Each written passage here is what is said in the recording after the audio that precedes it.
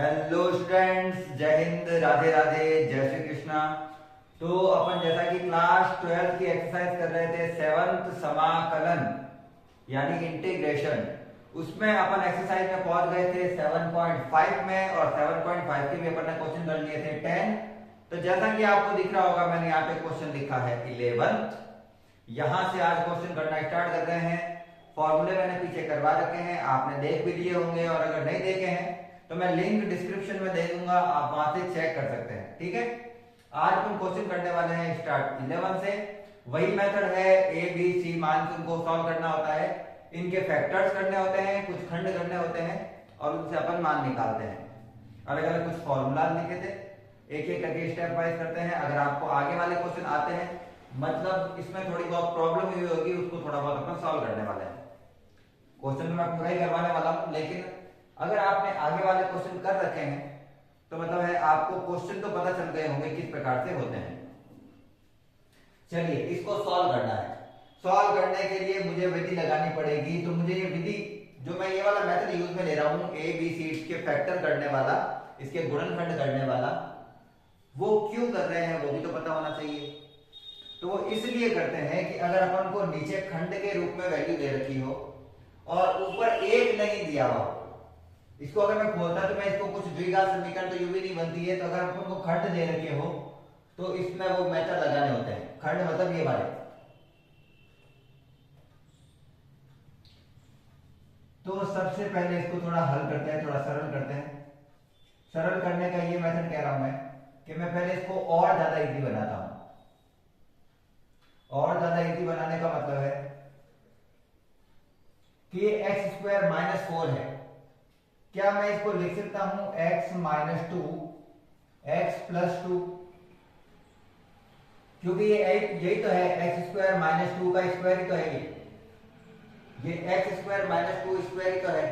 और ए square minus B square होता है ए प्लस बी और ए माइनस बी। तो मैंने इसके दो खंड कर दिए, एक माइनस में लिखा है और एक प्लस में। और बस अब अपन को इसको तीन भागों में बांटना है, 1 2 और 3। तो क्या करेंगे अपन, अपन लिखेंगे ADX के साथ में x प्लस 1, BDX के साथ में x माइनस 2 और CDX के साथ में x प्लस 2। और करना क्या है, अब अपन को a, b और c तीनों के मान निकालने हैं। सरल मेथड है, द्विघात समीकरण है नहीं कहीं पे, तो ज्यादा अपन को ज्यादा माइंड लगाने की जरूरत नहीं है, सीधा उत्तर आएगा यहाँ पे। अगर अपन को केवल चर समीकरण, रेखीय समीकरण आ रखी हो बटा में, द्विघात नहीं हो, तो फिर क्या करते हैं, पहले यहां से सबके x के मान निकालो। बट्टा वाली संख्या को 0 के बराबर रखना है। तो यहां से x आ रहा है माइनस का 1, यहां से x आ रहा है प्लस का 2, 0 के बराबर रखने पर x बराबर माइनस 2। और जिस जिस से अपन ने मान निकाले हैं उनके मान ऊपर दूसरे वाले भागों में रखने हैं, लेकिन उस भाग में नहीं रखना है जिससे अपन ने निकाला है। x प्लस 1 से तो मैंने निकाला है, तो उसको छिपा दो। ये मैंने इसको छिपा दिया।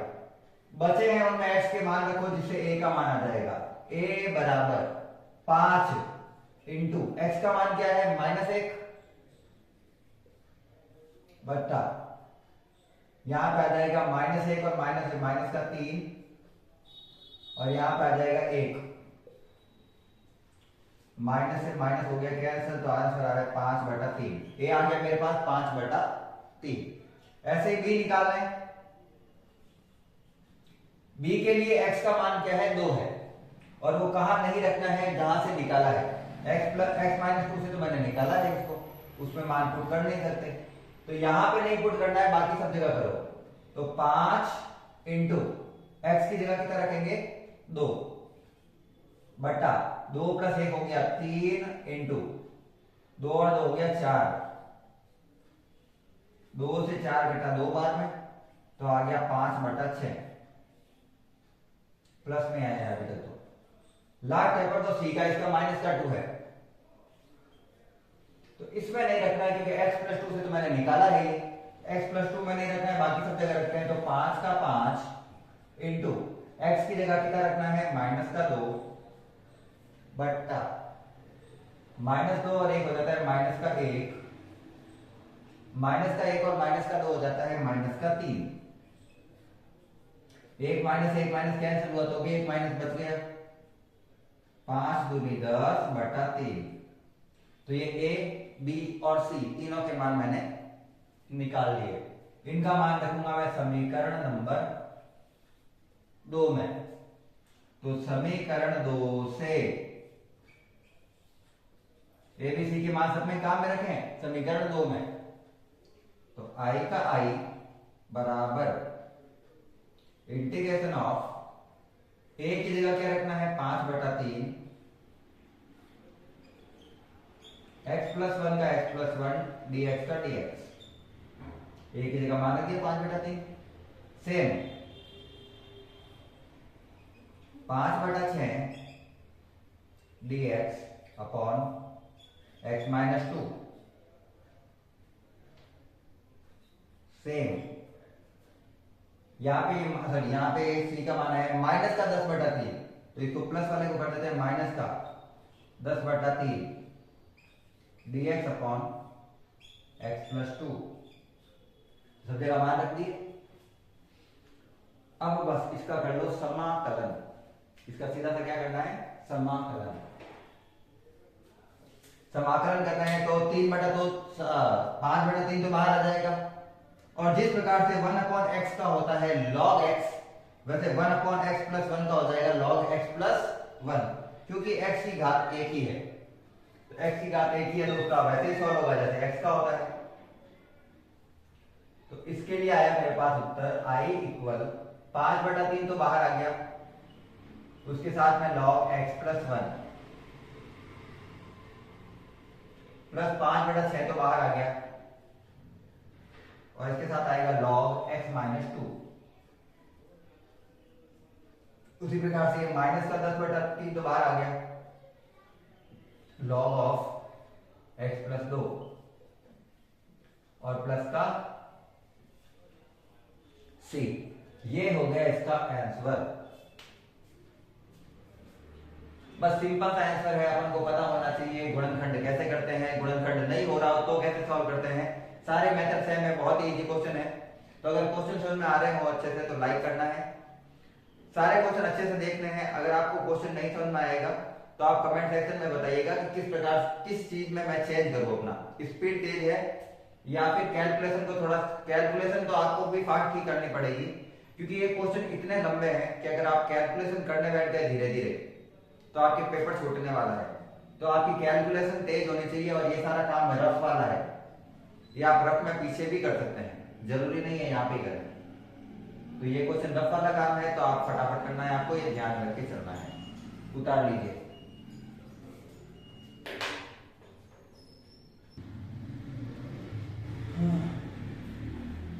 चलिए क्वेश्चन नंबर 2 दिया हुआ है अपन को कि एक समीकरण है x cube plus x plus 1 upon x square minus 1। इसको हल करना है, मैं इसको दो खंड कर सकता हूं x माइनस 1 और x प्लस 1 का। लेकिन दिक्कत कहां आ रही है क्वेश्चन में, क्वेश्चन दिक्कत ये आ रही है कि घात ऊपर वाले जो अंश है उसकी घात ज्यादा है और हर की घात है वो कम है। और जब मैंने फॉर्मूले लिखाए थे तो उसमें नोट करके लिखाया था साफ साफ कि अगर अंश की घात हर की घातांक से ज्यादा है तो भागफल विधि द्वारा उसको पहले सरल किया जाएगा। किस विधि द्वारा, भागफल विधि द्वारा। तो पहले अपन को अंश में हर का भाग देना है, उसको अपन को सेट करना है और फिर अपन को ये फॉर्मूला लगाना है खंड वाला, गुणनखंड वाला। तो पहले अपन भाग देते हैं, इसको थोड़ा सरल बनाते हैं, अच्छे से ध्यान देना। ये मैंने आगे बता रखा है पहले कि जब अपन के अंश के फलन की घातांक हर की घातांक से ज्यादा हो तो भाग लगाना पड़ेगा, पहले घातांक को कम करना पड़ेगा। अब सबसे बड़ी घात को सबसे बड़ी घात के समान बनाना है। इसकी घात 2 है, इसकी घात 3 है, तो इसे किस से गुणा करूं कि एक्स स्क्वायर एक्स क्यूब हो जाए। एक्स स्क्वायर को एक्स क्यूब बनाने के लिए एक्स से गुणा करना पड़ेगा, तो मैंने भी एक्स से गुणा किया, तो एक्स स्क्वायर हो गया एक्स क्यूब और ये हो गया माइनस का एक्स, दोनों को एक्स से गुणा किया है, भागफल की विधि होती है ये। चिन्ह चेंज करते हैं, माइनस प्लस और ये हो गया एक्स क्यूब से एक्स क्यूब कैंसल, x और x मिलके बन गया 2x प्लस 1। अंदर वाली चीज है उसको b अगर मैं a मानता हूं, ये है b, ये है q और ये है r, तो यूक्लिड की प्रमेय अपन को कहती है, यूक्लिड पढ़ा है 10th क्लास में, बहुत काम की फॉर्मूला है इसको, उसके फॉर्मूले बहुत काम आते हैं, बहुत ज्यादा। तो उसने कहा था मुझे कि मैं a को लिख सकता हूं, जो a होता है ऊपर वाला जिसको चेंज करना है अपन को, उसको मैं लिख सकता हूं B Q plus C, B Q plus R, C कभी बी क्यू प्लस आर, जहां क्यू है क्वाड्रेंट यानी भागफल और आर है रिमाइंडर यानी शेषफल। तो चेंज करते हैं, बी क्यू, बी ये रहा, क्यू ये रहा, आर ये रहा, ऊपर वाले में चेंज करते हैं। तो आई इक्वल, ध्यान से समझना, ऊपर वाले को तो हटाना ही है, उसका तो कोई लेना देना नहीं, नीचे वाला एक बार ऐसे लिख देता हूं, ऊपर वाले को हटाना है, ए को हटाना है, ए को किस में चेंज करना है, बी क्यू प्लस आर में, बी है ये, क्यू है ये, प्लस आर है ये रहा remainder 2x plus 1 dx B Q plus R, B Q plus R. अब इसको दोनों के नीचे सेपरेट करते हैं और फिर आंसर आएगा। तो यहां पे दोनों के नीचे सेपरेट ले जाने पर पहले इसके नीचे सेपरेट ले जाए, x square minus 1 x upon x square minus 1, इसके नीचे ये dx प्लस इसको इसके भी नीचे ले जाते हैं 2x plus 1 upon x square minus 1 dx। ठीक, इसको तो अपन को a और b से खंड करके करना है, क्योंकि यहां पे तो घात कम हो गई अपन की, यहां पे ये कट गया, सेम आ रहा है, तो क्या बचा मेरे पास x dx, उसके खंड करते हैं, खंड करने के लिए पहले एक बार सेट भी कर देते हैं ताकि आपको पता आराम से चले। 2x प्लस 1 है, इसको मैं 1 का स्क्वायर मान सकता हूं, 1 स्क्वायर 1 ही होता है, तो a प्लस बी और a माइनस बी से जब मैं इसके खंड करता हूं तो खंड बनते हैं ये, खंड बनते हैं ये a plus B a minus B, a square minus B square का, और मैथमेटिक्स वालों को देख के पता चल जाना चाहिए ये चीज। इसके a और b के दो सेपरेट भाग करते हैं, इससे को एक बार i मान के चलते हैं, i1 ये i1 है, इसको i1 मान के चलते हैं, लास्ट में खोलेंगे जब समाकलन इसका भी करना होगा उस समय। पहले मैं लिख लेता हूं इसको दो भागों में तोड़कर, a dx upon x plus 1 b dx upon x minus 1। अब मुझे यहां से a और b के मान चाहिए, जैसे अभी निकाले थे मैंने लास्ट क्वेश्चन में, यहां से x का मान आ रहा है माइनस का 1, यहां से x का मान आ रहा है प्लस का 1। जब मैं इसको 0 के बराबर रखता हूं, इसको 0 के बराबर रखूंगा तो माइनस 1, इसको 0 के बराबर रखूंगा तो प्लस का 1। इसका मान, इसको छोड़कर x प्लस 1 का मान जो निकला है x का, उसको x प्लस 1 में छोड़कर बाकी सब में रखो तो a आ जाएगा। गुणा कर रहा हूं देखना सीधा, 2 इंटू माइनस 1 हो गया माइनस का 2, माइनस का 2 प्लस 1, या फिर मैं एक बार लिख देता हूं, चलो एक बार लिख देता हूं, 2 इंटू माइनस 1 प्लस 1 अपॉन, इसमें तो रखना है नहीं क्योंकि यहां से तो मैंने निकाला है मान, इसमें रखा तो माइनस 1 और माइनस 1 हो गया माइनस का 2। अब सीधा उत्तर लिख रहा हूं मैं, माइनस का 2 प्लस का 1 होता है माइनस का 1 और ये माइनस का 2, तो माइनस का 1 बटा माइनस का 2 हो जाएगा, माइनस माइनस कैंसल, 1 बटा 2, कैलकुलेशन कर सकते हैं आप अपनी कॉपी में, इतना टाइम है आपके पास, खूब टाइम है अभी तो। और बी निकालना है, और निकालना है बी। एक्स का मान 1 इसमें ना रख के बाकी दोनों में रख दो, तो 2 + 1 3, और 1 और 1 2, 3/2। बी का मान सीधा लिख रहा हूं 3/2। बी का मान आ रहा है 3/2, सॉल्व करके लिख दिया मैंने, आप लिख सकते हैं। एक कहां पे रखना है, इसको छोड़कर बाकी सब में। तो ए और बी के जो मान आए हैं वो वापस पुट करते हैं समीकरण में। समीकरण 1 से, समीकरण 1 से ए और बी के जो मान आए हैं वो वापस समीकरण में रखते हैं, ए और बी की जगह, और इसको भी खोल के लिख देते हैं जैसे ये था। तो I इक्वल I1 तो ये रहा, प्लस ए की जगह क्या आएगा 1/2, उसको बाहर ही लिख देता हूं, x + 1 dx, प्लस b का मान क्या आया था 3/2, उसको भी बाहर ही लिख देता हूं समाकलन से, 1/x - 1 और dx। सिंपल समाकलन करते हैं। x का हो जाएगा x²/2, घात में जोड़ना, वही घात नीचे, 1/2। इसका हो जाएगा log x + 1 प्लस 3/2, इसका हो जाएगा log x - 1 प्लस c, और ये हो गया इसका आंसर। तो यहाँ पे ध्यान रखने वाली बात थी इसका भागफल वाली। क्वेश्चन सारे सेम है, कुछ अलग तरीके के वो बनाकर देते हैं, आपको पता होना चाहिए उसमें क्या मेथड यूज में ले रहे हैं। ठीक है, तो इस प्रकार से ये क्वेश्चन का होता है सॉल्यूशन। समाकलन सबसे ज्यादा कॉम्प्लेक्स लगती है बच्चों को। अगर आप समाकलन के क्वेश्चन कंटिन्यूअसली कर रहे हैं, सारे क्वेश्चन कर रहे हैं, तो आपको क्वेश्चन समझ में आ जाएंगे। अगर आप उनके 2 से 3 क्वेश्चन देख के डर जाएंगे या फिर आप नहीं करेंगे क्वेश्चन को आगे वाले को, तो फिर तो वो आगे वाले भी सॉल्व होने वाले नहीं है। अगर ट्राई ही नहीं करेंगे तो सॉल्व भी नहीं होंगे। तो हर क्वेश्चन आपकी कॉपी में सॉल्व किया हुआ होना चाहिए, तब तो आपको आराम से हो जाएगा। नहीं तो समाकलन के क्वेश्चन को सॉल्व करना बहुत भारी पड़ता है। मेरे लिए इजी थी क्योंकि मैं सारे क्वेश्चन करता था, आपके लिए भी इजी तब होगी जब आप सारे क्वेश्चन करेंगे। छापिए इसको।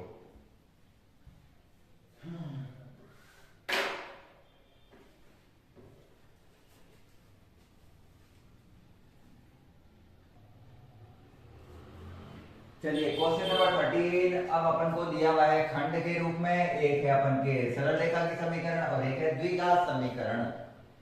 खंड में एक सरल रेखा की समीकरण और एक द्विघात की समीकरण। तो इसके खंड बनाते हुए अपन को क्या ध्यान रखना होता है, अपन को यह ध्यान रखना होता है कि जो नॉर्मल दे रखा है रेखीय यानी लीनियर इक्वेशन, उसको तो ए के नीचे एज इट इज लिख देते हैं, तो लिखा हुआ जैसे लिख देते हैं अपन भी। लेकिन जिसके नीचे लिखा हुआ है, जिसके साथ लिखा हुआ है x², उसको बनाने का तरीका होता है bx + c से। 1 + x², क्योंकि इसके खंड नहीं हो रहे हैं नीचे वाले के, इसके खंड नहीं कर सकते। बीच में प्लस आ रखा है, बीच में माइनस आता तो मैं खंड कर देता, इसके बीच में क्या आ रहा है प्लस, तो खंड कर नहीं सकते। अब इसको सीधा एस पर भी नहीं निकाल सकते, जैसे अभी अपन ने शॉर्ट में निकाले थे एक्स के और वाई के, ए और बी के मान, वैसे भी नहीं निकाल सकते। अब इसका लंबा चौड़ा प्रोसेस है। प्रोसेस क्या है, एक एक करके देखना।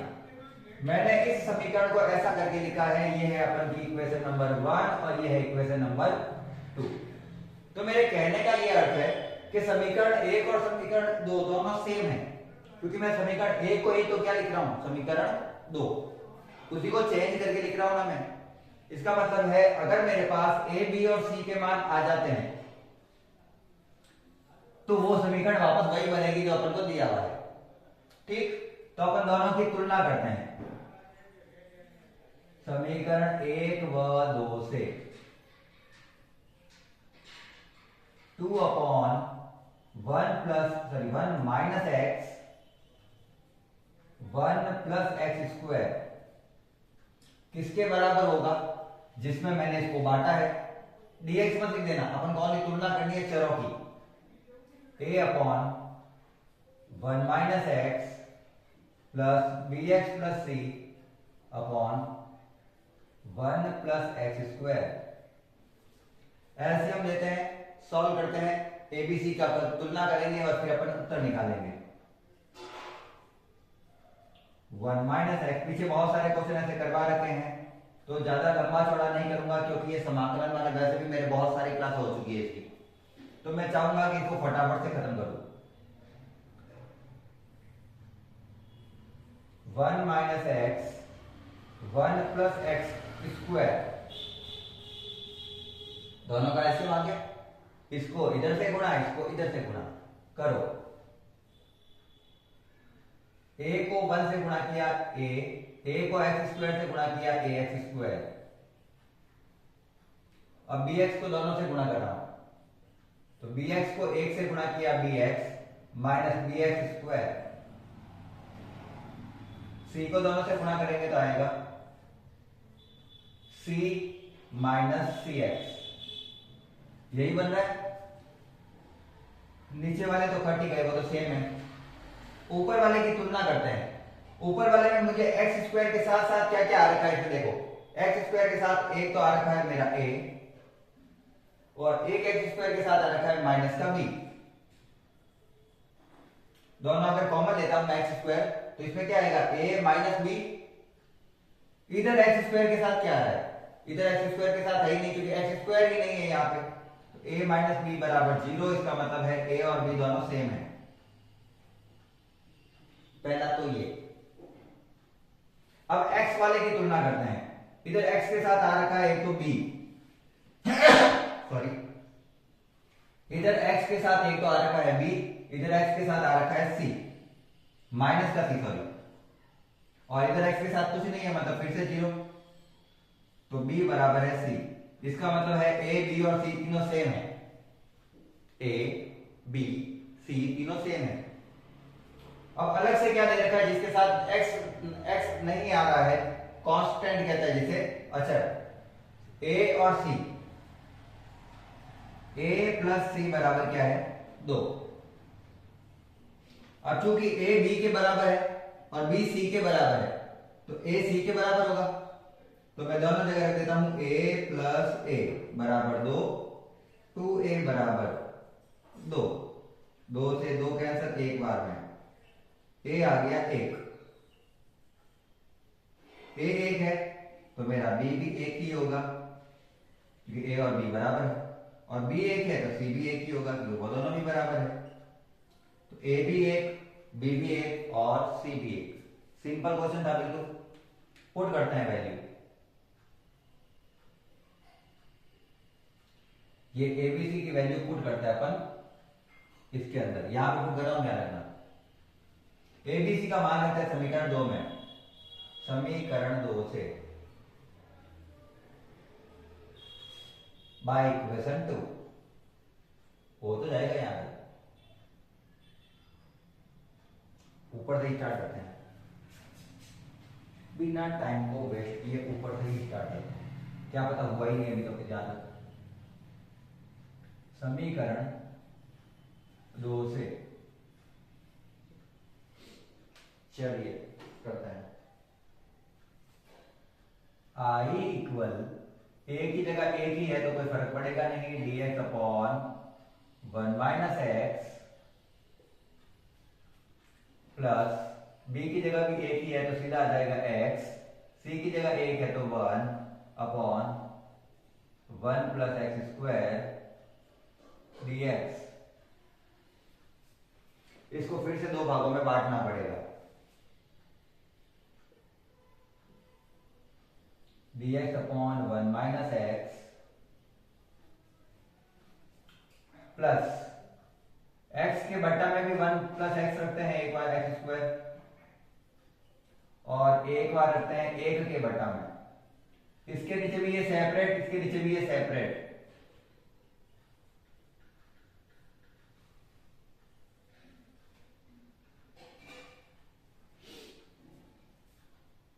तो अब क्या करें,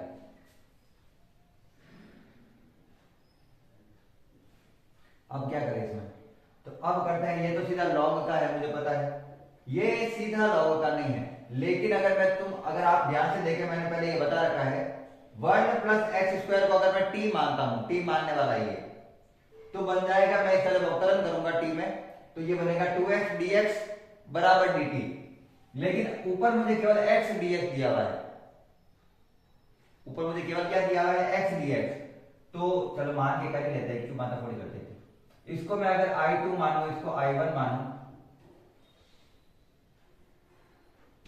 I बराबर I1 plus I2 plus I3, तीन है I1 I2 और I3, इन दोनों को तो सॉल्व कर लेंगे, इनके तो फॉर्मूले हैं, इसको करता हूं मैं I2 के लिए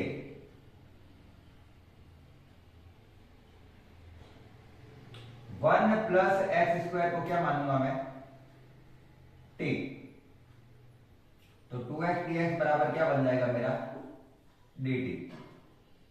समीकरण नंबर कौन सी है, ये 3, और ये समीकरण नंबर 4, समीकरण 4 का मान रख रहा हूं समीकरण 3 में, कहां पे, I2 वाले में, क्योंकि I2 के लिए ही किया है, बाकी के लिए नहीं है, तो I बराबर dx upon 1 minus x,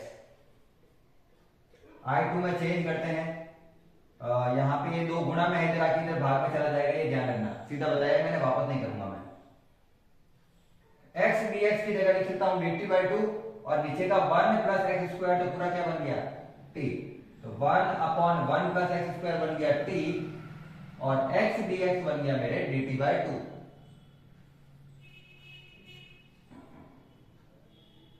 plus इसको तो एज इट इज रखना है, इसमें चेंज करना नहीं है,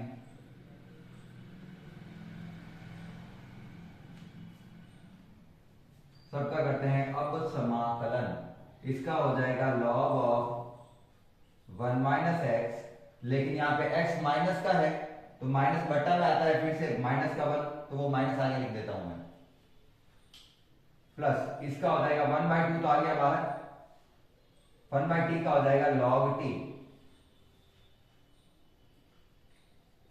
ये tan इनवर्स वाले का फॉर्मूला है,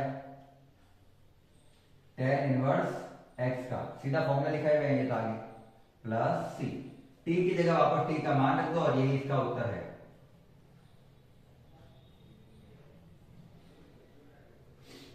प्लस 1/2 log ऑफ, t की जगह t का मान रखते हैं, t कहां गया, ये रहा 1 plus x square plus tan inverse x plus c, तो ये है अपना क्वेश्चन का आंसर।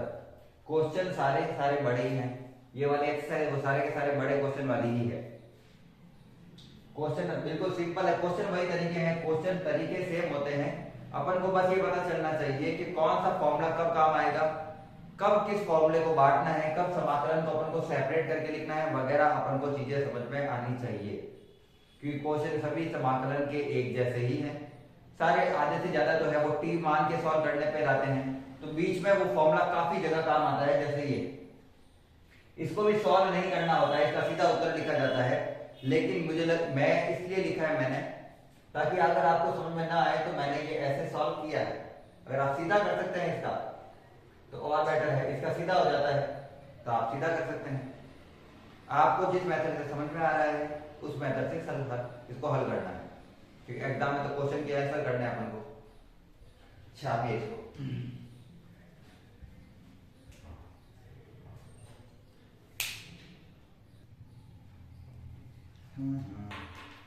चलिए क्वेश्चन नंबर लास्ट करते हैं 15। आज का तो लास्ट ही करूंगा मैं, क्योंकि सारे क्वेश्चन सेम है, तो एक ही एक जैसे क्वेश्चन कितने करेंगे अपन।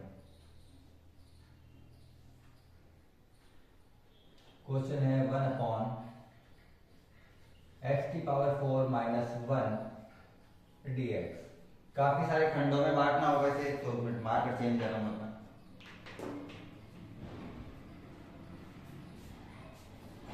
इसको काफी सारे भागों में बांटना है और फिर इसका क्या करना है अपन को, सॉल्यूशन।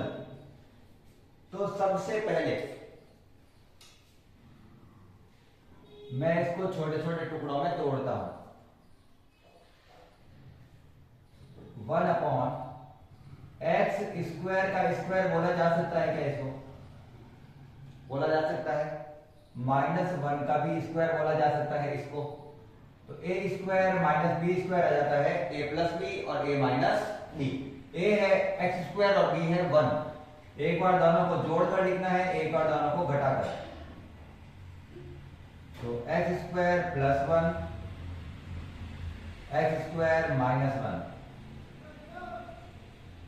और x² - 1 को वापस में अगर इसका 1² मानूं तो वापस तोड़कर लिख सकते हैं। तो एक और चीज बन जाएगी 1/, ये तो अपनी जगह पे ही है क्योंकि प्लस वाले टूटते नहीं है। इसका होगा x + 1 और यहां पर होगा x - 1 dx।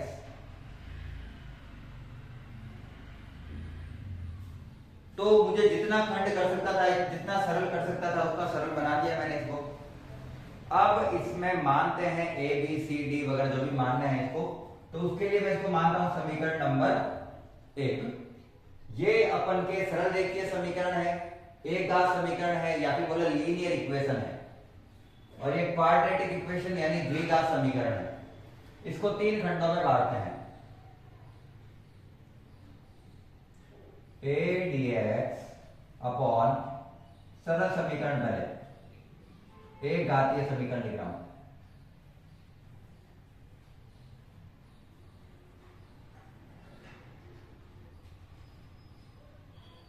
और लास्ट वाली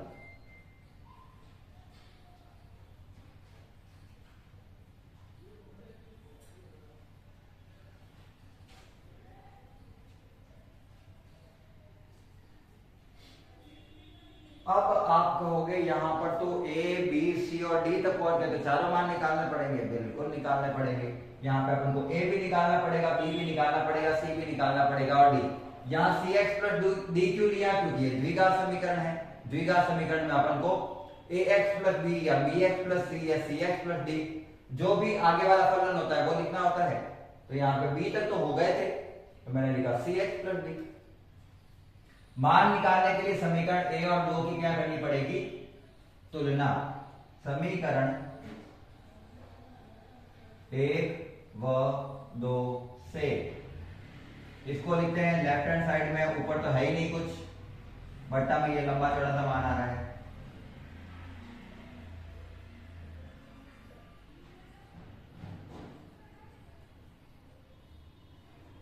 इधर ये सारे लिखने हैं तो लिखते हैं a/x + 1 plus b/x - 1 plus cx + d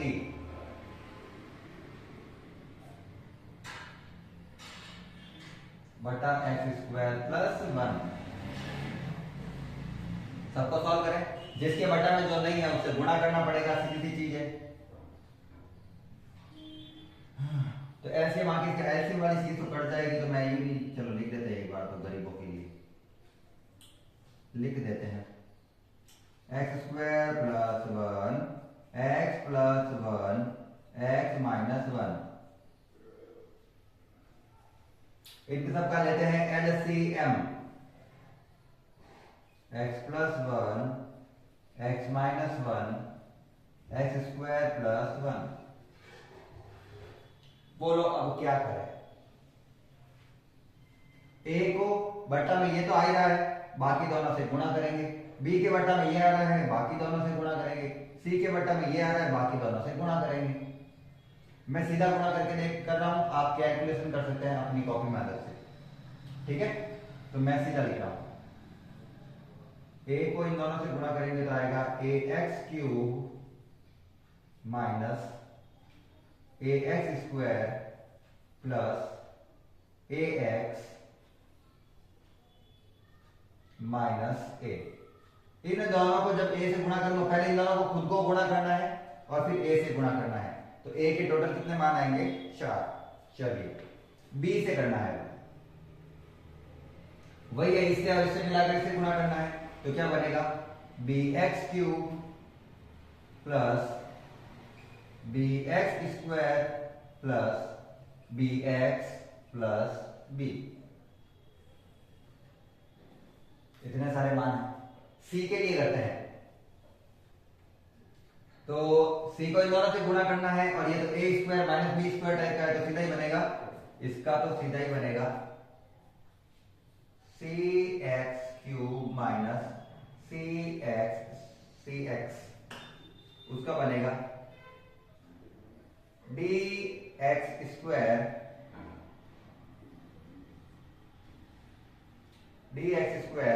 minus B. तो कुल मिला के ये सारे के सारे मान आए हैं मेरे ऊपर की तरफ, और लंबी चौड़ी समीकरण बनी है जैसा कि मैंने बोला। ये तो स्टेटमेंट हो गए, एबीसीडी के मान निकालना है, तुलना करते हैं। पहले क्यूब वाले लेते हैं। क्यूब के साथ क्या क्या रखा है, ए बी, वो भी प्लस में, चिन्ह ध्यान रखना। फिर क्यूब के साथ क्या रखा है, सी, वो भी प्लस में, और यहां पे क्यूब के साथ कुछ नहीं है, तो ये सब का मान क्या है, 0। अब स्क्वायर वाले लेते हैं। स्क्वायर में माइनस का ए प्लस का बी प्लस का डी बराबर, इधर स्क्वायर में कुछ नहीं है, फिर से 0। फिर x के साथ क्या क्या आ रखा है, a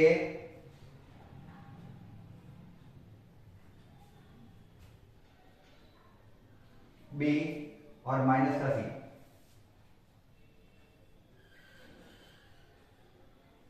खत्म। लास्ट डी, तो लास्ट जिसके साथ कोई चीज नहीं है, x ही नहीं है, माइनस का a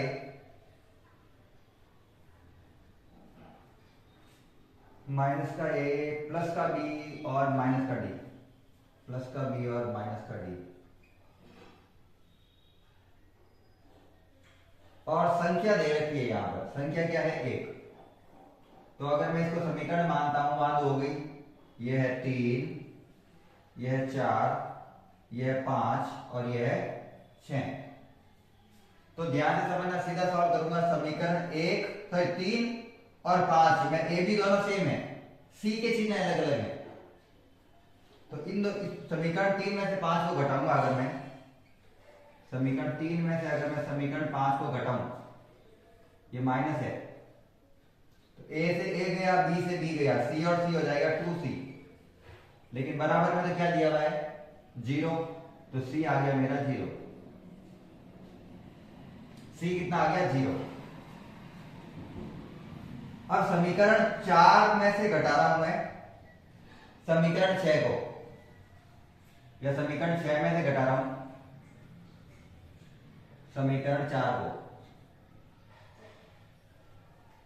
तो इसमें से इसको घटाएंगे तो a से a गया, क्योंकि ये माइनस का हो जाएगा प्लस का, तो a से a गया। ये माइनस का हो जाएगा, प्लस का है, माइनस का हो जाएगा, तो b से b गया। ये माइनस का d है, ये भी माइनस का d हो जाएगा, तो माइनस का d और माइनस का d, माइनस का 2d। ये 1 है, 1 में से 0 जाएगा तो 1, तो मेरे d का मान तो आ गया माइनस का 1/2। c आ गया और d आ गया। मुझे निकालना है a और b, मुझे निकालना है a और b।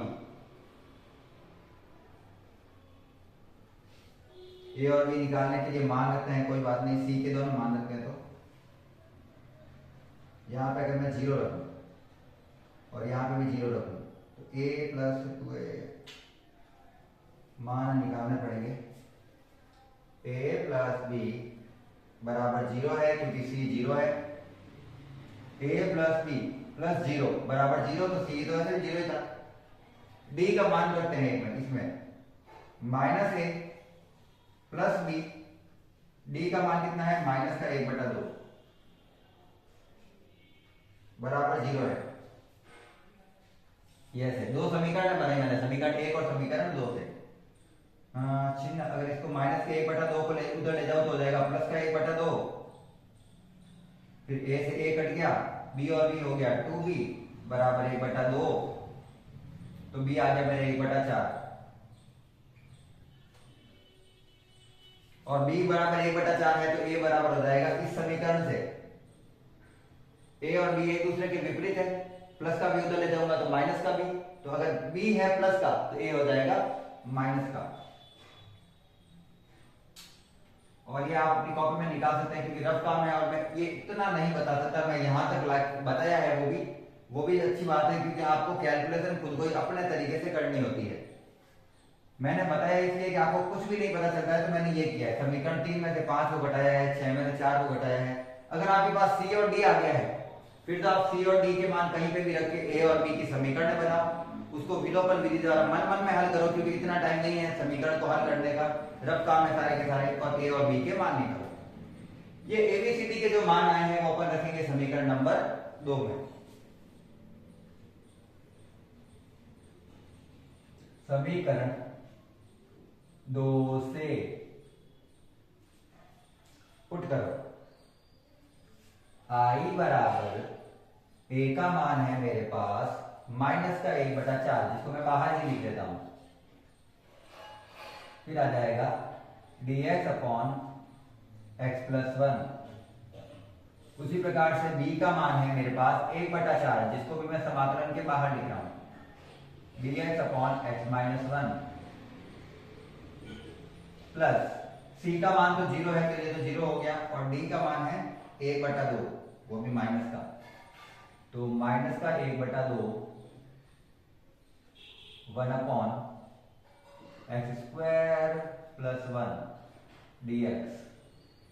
ये सबके मान पुट किए मैंने, a की जगह 1 माइनस का 1/4, b की जगह भी 1/4 और c तो 0 हो गया तो ये तो हट ही गया था। d का मान क्या है माइनस का 1/2 तो ये रहा माइनस का 1/2 और अंदर जो था वो यही है। सबके समाकलन लिखो, माइनस का 1/4 log x plus 1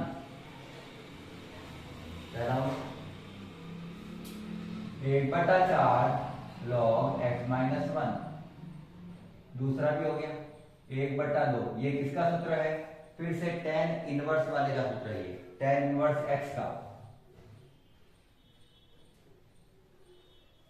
plus c, और यही आपके फाइनल आंसर है।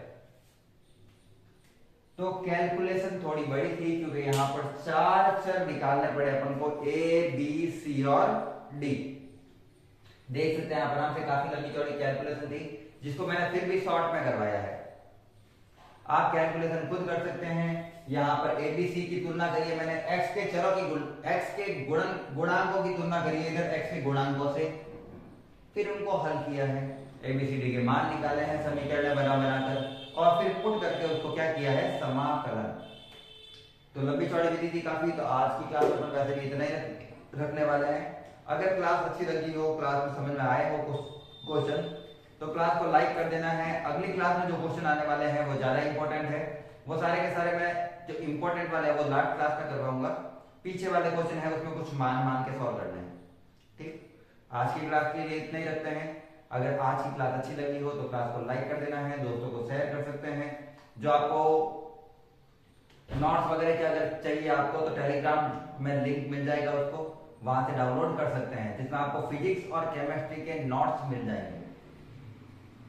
तो क्लास को अंत तक देखने के लिए धन्यवाद। जय हिंद, जय भारत, राधे राधे।